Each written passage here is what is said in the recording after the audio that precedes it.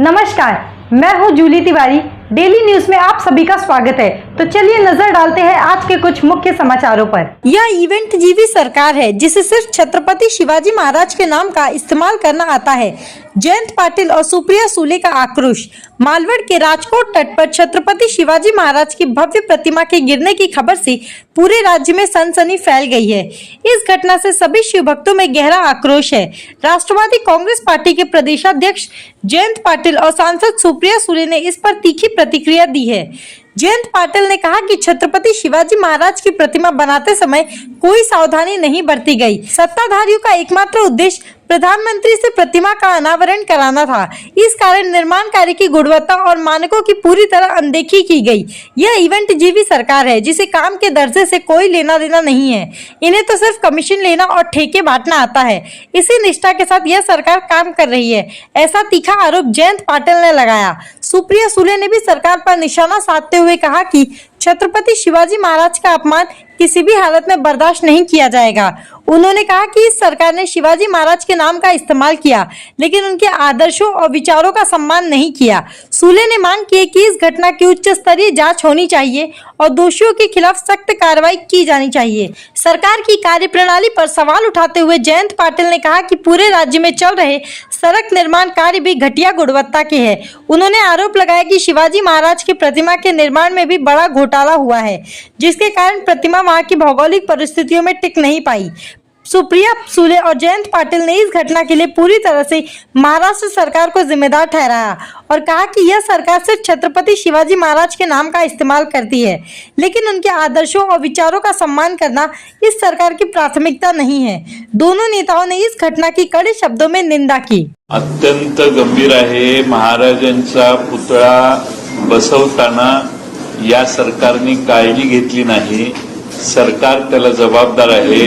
सरकारने केवळ आणि केवळ पंतप्रधानांच्या हस्ते हा पुतळा उभारायचा एवढा उद्देश ठेवून इव्हेंट केली, पण मूळ महाराजांच्या प्रती जी काळजी घेणं आवश्यक होतं, पुतळा उभारताना त्याच्या बळकटीची, त्याच्या सर्वच तिथल्या वाऱ्याची, तिथल्या सगळ्या परिस्थितीची, याचा दुर्लक्ष करण्याचं काम झालेलं आहे।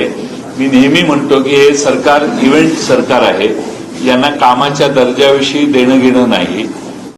अशी घटना झालीच कशी जेव्हा तुम्ही एवढं मोठ्या माणसाचं म्हणजे छत्रपती हे आपलं दैवत आहे, आपल्या दैवताचं जेव्हा आपण तिथे एवढं मोठं त्यांचा स्मारक आपण तिथे उभं करतो, त्या स्मारकाच्या इथे या सगळ्या गोष्टींचा विचार केला नव्हता या सरकारने। जेव्हा या देशाचे प्रधानमंत्री तुम्ही त्याला बोलवता त्या कार्यक्रमासाठी, एवढं मोठं स्मारक होतं, तेव्हा पाऊस उजेड सगळ्याचाच याचा काही प्लॅनिंग केलं नाही या सरकारने। त्यांच्याच काळात झालेलं ना। कोण होतं याचं डिझाईन कोणी केलं, ह्याचं म्हणजे त्याचा कॉन्ट्रॅक्टर कोण होता, त्याचं काही सीझनल याचा विचार केला नाही का या सरकारने। अशा निष्क्रिय आणि असंवेदनशील सरकारचा मी जाहीर निषेध करते। मग छत्रपतींचं स्मारक असेल, महिला सुरक्षितता असेल, महागाई, बेरोजगारी आणि यांचा प्रचंड भ्रष्टाचार, पूर्णपणे आदरणीय पवार साहेब म्हणतात हे खरंय, हे सरकार बदललंच पाहिजे। ताई, तुम्ही एक मगाशी ट्विट केलं आहे की पुरंदरचं प्रशासकीय इमारतीचं उद्घाटन होते, मी आणि संजय जगताप यांनी मोठ्या प्रमाणात प्रयत्न केले होते, परंतु माजी मंत्र्यांच्या उपस्थितीत उपमुख्यमंत्री त्याचं उद्घाटन करतायत। होय, खरंय, मला शॉकच होता। मला 1 वाजता कळवण्यात आलं, मी दौंड तालुक्यात होते, मला 1 वाजता फोन आला की 5 वाजता उद्घाटन आहे। म्हणलं मी पोहोचणार कशी, इच्छा असली तरी, आणि एक दिवसाचा तरी वेळ दिला, कारण की ज्यांना वेळ दिलेला असतो कार्यक्रमाला त्यांचा तरी मान सन्मान केला पाहिजे ना। आणि आमचं म्हणणं आहे की साधारणपणे एका सशक्त लोकशाहीमध्ये स्थानिक आमदार आणि खासदार यांना कळवायला पण नको। 4 तास आधी आम्हाला कळवलं की कार्यक्रम आहे आणि या। माझं काय म्हणणं आहे, आम्हाला आनंद आहे, कोणीही त्याचा म्हणजे मला आणि संजय जगतापांना उद्घाटनाला बोलावं असं आमची कुठलीही अपेक्षा नाही। उद्घाटन जरूर त्यांनी घ्यावं, क्रेडिटही त्यांनी घ्यावं, पण संजय जगतापांनी आम्ही अनेक वेळा पत्र लिहिली आहे, त्याचा फॉल आम्हाला आनंद होईल ना। आम्हाला बोल, काल जरी आम्हाला कळवलं असतं तरी आम्ही कार्यक्रम रद्द करून आम्ही समजू शकतो की या देशाच्या DCM 2 यांचा वेळ आमच्यापेक्षा नक्कीच जास्त महत्वाचा आहे, मान्य आहे आम्हाला ते। पण DCM-2चा जेव्हा कार्यक्रम कलेक्टर ऑफिस घेतं, आम्हाला 4 तास आधी कळवलं, फक्त 4 तास. 1 वाजता, मी माझा मोबाईल दाखवू शकते तुम्हाला, 1 वाजता मला निरोप आला की 5 वाजता या पुरंदरला. कसं जाणार हो? आणि एवढं करून आम्ही गेलो असतो तर कौतुक आणि आभारच मानले असते ना पुरंदरच्या मायबाप जनतेच्या. आम्ही थोडी विरोध करणार होतो.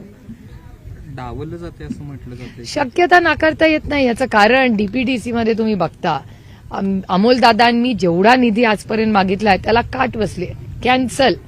मी आणि अमोलदादांनी पत्रही लिहिलेली आहेत, माध्यमातूनही त्या स्टोरी झाल्या होत्या की आम्ही लोकप्रतिनिधी आहोत, अमोल कोल्हे आणि मी लोकप्रतिनिधी आहोत, लोकांनी आम्हाला निवडून दिलं आणि आमच्या दोघांची घरची कामं नाही आहेत. होई कुठला रस्ता आम्ही आमच्या घराचा मागतोय. सर्वसामान्य मायबाप जनतेची सेवा करण्यासाठी एक प्रांजळ प्रयत्न मी आणि अमोलदादा करतोय. आणि पुरंदरमध्येही आमदारांना आणि मला 1 वाजता निरोप आला, 4 वाजता या. कसं जाणार आम्ही? आणि 24 तास तरी, म्हणजे असं राजकारण मी कधीच महाराष्ट्रात पाहिलं नाही. तुम्हाला आठवत असेल, मला असं वाटतं तेव्हा जिल्हा आदरणीय पवारसाहेब देशात मंत्री होते शेती खात्याचे, आणि मला असं वाटतं शिरूरला, आय स्टँड करेक्टेड, माझ्याकडून चुकीचंही असेल कदाचित हे, पण मला असं वाटतं तेव्हा अडलरावजी हे शिरूरचे खासदार होते आणि एका हॉलचं उद्घाटन होतं. त्या हॉलच्या उद्घाटनला आदरणीय पवारसाहेब जाणार होते आणि तिथे मला वाटतं छत्रपती कुणाचं नाव का चव्हाण साहेबांचं नाव देणार होते मला वाटतं त्या हॉलला, जिल्हा परिषदमध्ये. आणि जिल्हा परिषदच्या हॉलच्या ओपनिंगच्या वेळेस आधी सगळ्यांनी कार्यक्रम अति रीतसर सगळ्यांना इन्व्हिटेशन्स पाठवली होती, पण त्या कौलशिलेवर आढळराव पाटलांचं नाव नव्हतं. त्याच्यामुळे त्यांनी आदरणीय पवारसाहेबांना एक फोन केला की माझं नाव त्याच्यावर नाहीये. साहेब म्हणले तुम्ही स्थानिक खासदार आहात, तुमचा मान सन्मान झालाच पाहिजे. आणि आदरणीय पवारसाहेब त्या कार्यक्रमाला गेले नाहीत. तेव्हा आढळराव पाटील हे खासदार होते, जरी वेगळ्या विचाराच्या पक्षात ते असले तरी ते तमाम शिरूरचे लोकप्रतिनिधी होते. लोकप्रतिनिधीचा मान सन्मान हा केलाच पाहिजे आणि तो आदरणीय पवारसाहेबांनी त्या दिवशी आणि अनेक वेळा केलेला आहे. सत्तेत आम्हीही राहिलेलो होतो, पण असं राजकारण खरंच कधी पाहिलं नाही. ताई, दुसरीकडे पक्षासंदर्भात प्रश्न विचारतो की गेले अनेक दिवसापासून जयंत पाटील असतील किंवा काही जे नेते आहेत ते भाजपच्या नाराज किंवा भाजपच्या नेत्यांची गाठीभेटी वाढलेली. कसं काल मदन भोसलेंची देखील भेट घेतली होती, जनता इनकमिंग सुरू आहे. मला खरंच याचं काही माहिती नाही, बघूया पुढे. आता तर आम्ही महाराष्ट्रात प्रचंड जास्तही पाऊस झालाय, त्यांनीही नुकसान झालेलं आहे. त्याचबरोबर महागाई, बेरोजगारी आणि महाराष्ट्रात होणारा प्रचंड भ्रष्टाचार, इतक्या केसेस आमच्या समोर येतात आणि त्यातून पुढे ढकलतायत हे विधानसभा झाली असती तर किती प्रश्न सुटले असते. पण अर्थातच हे विधानसभेचा पुढे जितकं ढकलता येईल तितकं ढकलतायत, जाण्याचा प्रयत्न करतायत. आणि त्याचबरोबर सगळ्यात महत्वाची गोष्ट आज म्हणजे राज्यासमोर 2 मोठी आव्हानं आहेत. एक म्हणजे महिला सुरक्षितता, आणि आज दुर्दैवाने छत्रपतींचा जो पुतळा कोसळलाय, म्हणजे मला विश्वासच बसत नाही की महाराष्ट्रात अशी घटना घडूही शकते.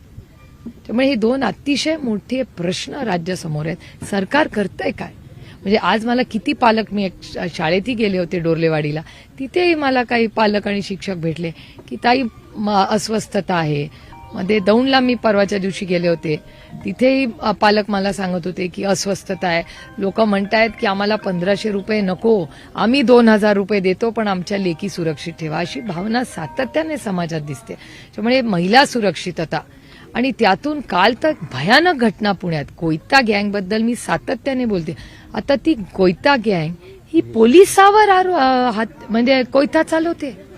म्हणजे पोलिसावर जर असे अत्याचार, अन्याय, अटॅक होत असतील तर सर्वसामान्य माणसांनी करायचं काय, जगायचं कसं? म्हणजे गुंडांचं राज्य झालंय महाराष्ट्र. म्हणजे आपल्या लेकी सुरक्षित नाहीत. आमचा पोलीस, ज्याच्या वर्दीबद्दल आम्हाला जन्मापासून सार्थ अभिमान आहे. कुठल्याही लहान मुलाला विचारा की तुला मोठेपणी काय व्हायचंय, तो म्हणेल डॉक्टर, पोलीस, नाहीतर शिक्षक.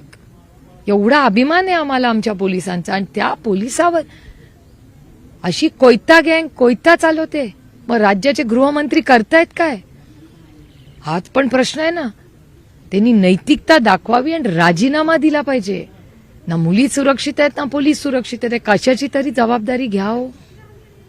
मुख्यमंत्र्यांनी मुंबई गोवा महामार्गाची पाहणी केली होती आणि त्या संदर्भात अनेक देखील म्हणजे व्हायरल होत आहेत की रात्रीतच रस्ता केला किंवा अशा काही अहो किती वर्ष प्रलंबले, आता विधानसभा आली आहे त्याच्यामुळे बरीच काय काय गोष्टी दिसतील तुम्हाला. आता तर इतके वर्ष ते काम चाललंय. त्या राज ठाकरेंच्या लेखांनी तर तिथून पदयात्रा काढली होती, बरोबर आहे ना. अमित ठाकरे तिथून पदयात्रा केली होती, तेव्हा कसं काय यांना सुचलं नाही, आताच कसं सुचलं जेव्हा आचारसंहिता 1 महिन्यावर आली. त्यामुळे सगळी जुमलेबाजी हो, की काय काय जुमलेबाजी करतील याची गॅरंटी नाही या सरकारची. थँक्यू. तो आज के लिए बस इतना ही। कल फिर मिलेंगे इसी समय इसी चैनल पर। तब तक के लिए मुझे दीजिए इजाजत। धन्यवाद।